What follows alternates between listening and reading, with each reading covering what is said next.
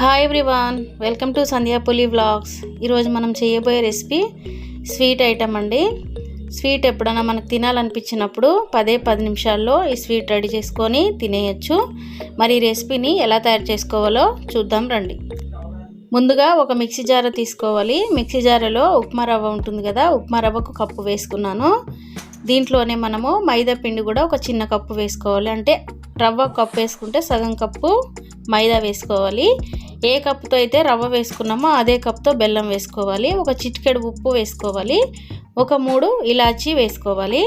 అలాగే దీంట్లో మనము రవ్వ ఏ కప్పుతో తీసుకున్నామో ఆ కప్పుతో పాలు కొంచెం కొంచెం పోసుకుంటూ దీన్ని మెత్తగా గ్రైండ్ చేసుకోవాలి. ఇట్లా మొత్తం పట్టి ఒక మిక్సింగ్ బౌల్లో తీసేసుకోవాలి. ఇప్పుడు ఇది మనకి కొంచెం గట్టిగా అనిపిస్తే కొంచెం అనేది వాటర్ అనేది యాడ్ చేసుకోవచ్చు. ఒక 2-3 స్పూన్లు వాటర్ యాడ్ చేసుకొని మంచిగా కలిపేసి పక్కకు పెట్టుకోవాలి. డీప్ ఫ్రైకి సరిపడా ఆయిల్ పెట్టుకోవాలి. ఒక కడాయిలో పోసుకొని ఆయిల్ బాగా వేడైనప్పుడే ఇవి వేసుకోవాలి. ఆయిల్ బాగా వేడైందన్నప్పుడు మనం ఇట్లా ఒక గరిటె తీసుకొని వీడియోలో చూపిస్తున్న విధంగా ఇలా వేసుకోవడమే. ఇలా వేసుకున్న తర్వాత స్టవ్ని మీడియం ఫ్లేమ్లో పెట్టేసి కొంచెం ఆయిల్ దాని మీద ఇలా వేసుకుంటూ అది అనేది మనకి పైకి తేలే వరకు మనము ఇవి వేయించుకోవాలి. అటు ఇటు తిప్పుకుంటూ వేయించుకోవడమే. ఇట్లా నూనెలో నుంచి ఇట్లా పైకి తేలగానే మనం ఇప్పుడు దీన్ని ఉల్టా తిప్పుకోవాలి.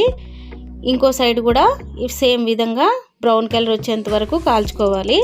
అంతేనండి, చాలా ఈజీ. ఇక మిగతాయి కూడా మనము పక్కన ప్లేస్ ఉంది కాబట్టి దాంట్లో పక్కన కూడా వేసుకోవచ్చు. ఇలాగే 1-2 వేసుకుంటూ కాల్చుకున్నామంటే ఈ స్వీట్ ఐటమ్ అనేది రెడీ అయిపోతుంది. చాలా ఈజీ ప్రాసెస్ అండి. కలర్లో వచ్చినాయి అంటే మనకి ఇంకా రెడీ అయిపోయినట్టే. ఒక టిష్యూ ఉన్న పేపర్లోకి ఇవన్నీ ఇంకా తీసేసుకోవాలి.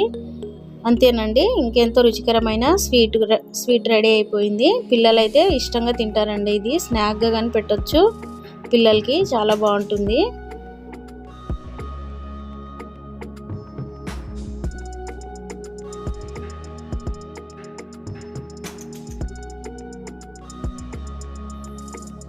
ఈ వీడియో కనుక మీకు నచ్చినట్టయితే ఈ వీడియోని ఒక లైక్ చేయండి, తప్పకుండా షేర్ చేయండి, కామెంట్ చేయండి, తప్పకుండా నా ఛానల్ని సబ్స్క్రైబ్ చేసుకోండి. Thank you for watching.